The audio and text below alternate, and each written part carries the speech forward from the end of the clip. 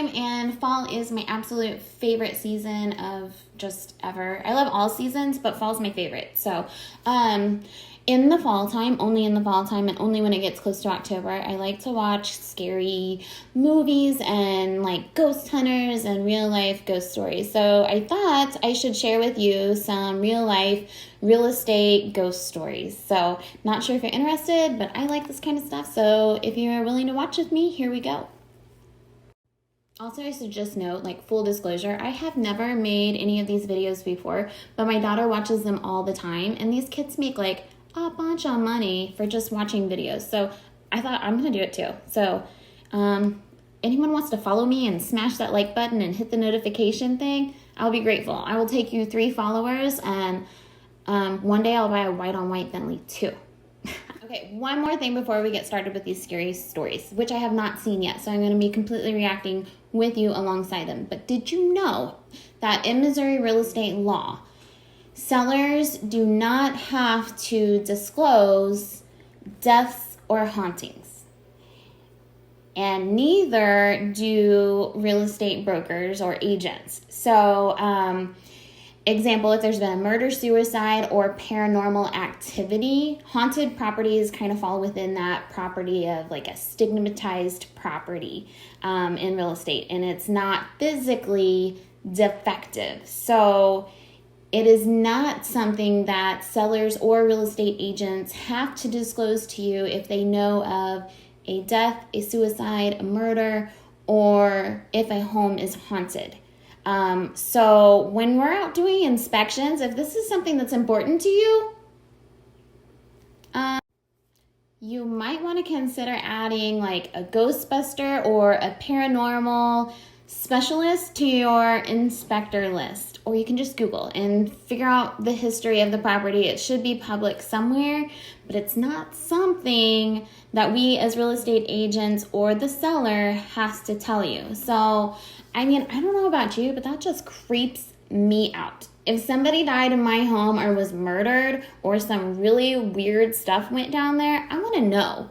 Am I going to live with a ghost or a demon? I'm not trying to have it. I like to watch this stuff, but I don't want to invite that stuff into my personal world. So, fun fact for you. Might want to consider adding a Ghostbuster to your inspection list. So, fun fact. All right, let's get started. I want to see what these scary stories are all about. He scared the hell out of me.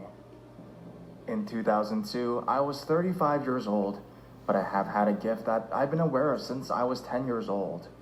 In 2002, we were shopping for our first home. I was looking at probably our 5th house to pick from that day and realized that this gift was way too much for me to try to handle or understand on my own. The real estate agent took us into the house, which right away I picked up on a truly horrible foul smell that I cannot describe. Okay, wait a minute. Can I just say, quick note here, as a realtor, I'm like, first impression of a house is the smell.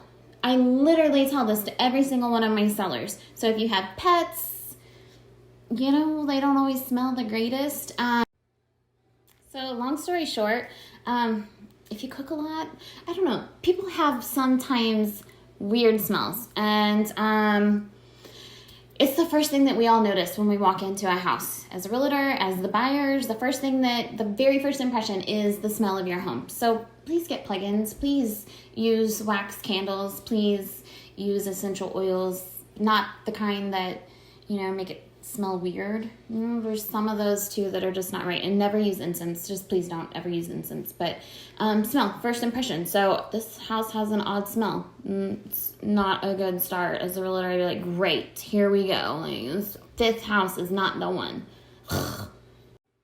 Scribe. It was like a cross between rotting meat and high heat. And that was only about 2 feet in the doorway.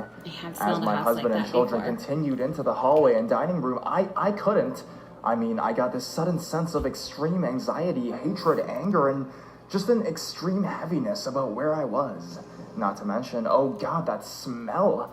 So I didn't move, not one more step. This has happened to me before. I have sold a house where I literally could not walk through it because the smell was so rancid. I just was positive there was a dead body in the house. Like, I literally couldn't even make it back to the kitchen where the smell was coming from because it was that foul. It's so rotten. There was blood oozing from the refrigerator. I did not open it. I have no idea what was inside there, but this has happened to me before. Say, get out of my house. This is my house. Leave. Get out now, now, now. Now I say felt something because, well, I don't actually hear anything. I just can't explain it. It's just the emotion it was trying to convey to me. This entity or spirit gave me a feeling of evilness to my bones, pure evil. The hair on my body stood up. I had goosebumps that came with a chill that makes your bone feel hollow. And it wasn't cold in the slightest, and honestly, I felt that if I stood there any longer, I was going to be in danger, but yet my family felt nothing. They were a bit creeped out due to the fact that obviously there was something wrong with me, who was still standing in the doorway. In any case, I said quite firmly and in no uncertain terms that we're leaving now. I don't Does he think buy we were the in that house, house though? 10 minutes, but it felt like an hour. I was exhausted. The agent looked at me peculiarly, and when I told her someone had died here and that we didn't want the place, her look changed to fake surprise. Just probably like, oh my God, what a spaz. You had your mom and dad, of course, 35, first time home buyer. It happens. All right, let's see what else. I knew right away, looking at her at that moment, she was hoping we wouldn't have heard the news stories on that house. Oh, she Turns knew. out that the house was up on the market for about 9 to 12 months after a young man who was selling drugs out of this house jumped out of his bedroom window, trying to get away from officers with a warrant for his arrest. And a gun in his hand was shot and killed there. It was also found that this young man was playing around with dark cults, as well as some other bad things. Like what? Anyways, I went to talk to the real estate agent at her office about a week later, wanting her to know that I'm not a lunatic and was sorry for being what may have been perceived as rude behavior. Much to my surprise, she was not only understanding, but apologetic for showing me the house after what she discovered. I do want to say kudos to that realtor because there are some realtors that will just sell anything to anyone and they don't care about your well-being. And so I love that she was apologetic. I would never want somebody to get into a home that they don't love forever or feel like, oh, too bad, you're stuck. I got my money, but now you're in a haunted house or a creepy house or somewhere that nobody ever wants to come over to because of what went down. So kudos to her. I'm glad that she was apologetic and understanding, because it's important that the people who are showing you houses are looking out for you, If it's haunted, we don't have to legally tell you, but I feel like, if you're a good person, you're going to tell somebody, right? Maybe. I mean, if you don't, maybe you're not a good person. Just saying. All right, what happens now? The bedroom in that house was right off of the front door. Where the smell was the strongest was this young man's bedroom and the room where he died trying to jump out of his window. That young man certainly didn't want us there, but there was more than that. In all his rage, there was also flickers of confusion, like, where am I? Why can't I get out? But moreover, it was rage. Rage was ruling him, I think. Now, So I've always had premonitions, but one big one that actually saved my life from a speeding car down an alley one day, that one scared me. I've seen two spirits in my life. One of an old man with a cane, old jeans, white t-shirt, with suspenders walking from my bathroom to my bedroom, and a woman's hand sitting next to my grandmother's hand as she sat on the bed brushing her hair. These things were never scary for me. My family had always had spirits in among us. It's just life. What? Just life? I'm starting to feel like I'm not as scared about the house as much as I am like this guy. Like, what? It's just this whole time the realtor's been showing this. See, that's what's scary. Not the ghosts. I'm not scared of the ghosts. I'm scared of sometimes the people that we meet or could meet, and it's legit, and I'm telling you, there are some weird things and people. So he's not scared. This is their life. Okay. Now what? I'm actually more scared of him than I am of the ghost story in the house. It just doesn't seem very sketch yet, but he seems sketch. So What? Where are we going? My family had always had spirits in among us. It's just life. But this young man scared me so badly to my core that I shut it all down.